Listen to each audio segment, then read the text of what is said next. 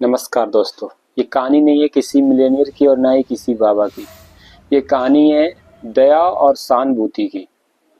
कहानी स्टार्ट होती है हमारी दिसंबर के इसी महीने से। सर्दी पड़ रही थी। इसमें से एक कुतिया ने 6 बच्चों को जन्म देती है, जिसमें से 6 बच्चे बहुत ही फिट और बहुत ही हेल्दी होते हैं। और उसमें से एक मैडम क्या पूरी सोसाइटी ही मतलब उन बच्चों को खाना देने के लिए रोज आती थी। कोई बाहर से बिस्किट ला रहा, कोई कुछ ला रहा था, तो उनको रोज खिलाया जा रहा था। और वो जो बच्चे थे वो बहुत ही सुंदर थे। मतलब लोग उनको दूर से देखने के लिए आते थे। और कुछ लोग उनको मतलब बिस्किट खिलाते थे, कोई लोग उनके लिए दूध लाता था।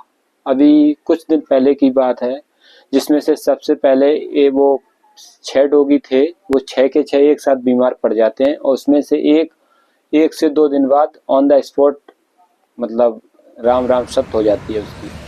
तो अब बचते हैं 5। उसमें से एक मैडम जो थी वो क्या काम करती हैं, वो उन बच्चों के लिए रोज खाना लाती थी। जैसे उनको पता चलता है कि बच्चे बीमार पड़ गए हैं, तो जिसमें से उनकी 3 की हालत जो ज़्यादा खराब थी वो उनको छोड़ जाती हैं। 3 को छोड़ के 2 को छोड़ के 3 को अपने साथ ले जाती हैं। और जैसे ही अपने साथ ले जाती हैं दूसरे दिन उनकी दवा कराती हैं, डॉक्टर के पास ले जाती हैं।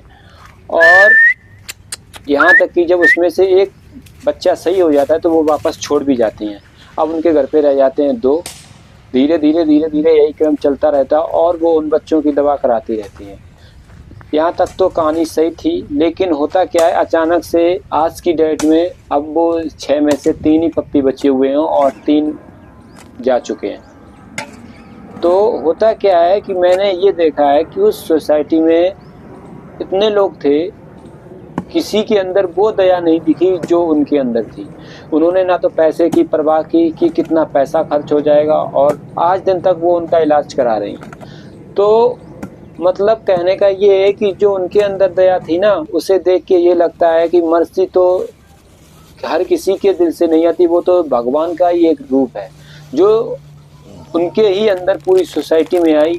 और उन्होंने उन पप्पियों की पूरी सेवा की और उन पप्पियों के साथ मतलब ऐसे बर्ताव किया जैसे मानो कि वो उनके लड़के हों।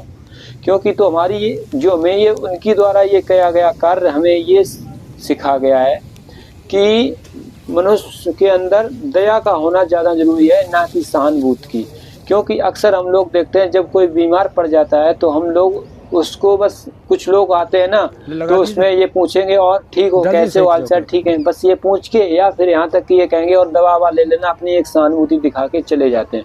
और कुछ लोग ऐसे होते हैं जो आपके पास आएंगे, आपका हालचाल पूछेंगे, और कुछ लोग आपको मतलब सर दर्द हो रहा होगा तो सर दबाएंगे, नहीं हो रहा होगा नहीं दबाएंगे।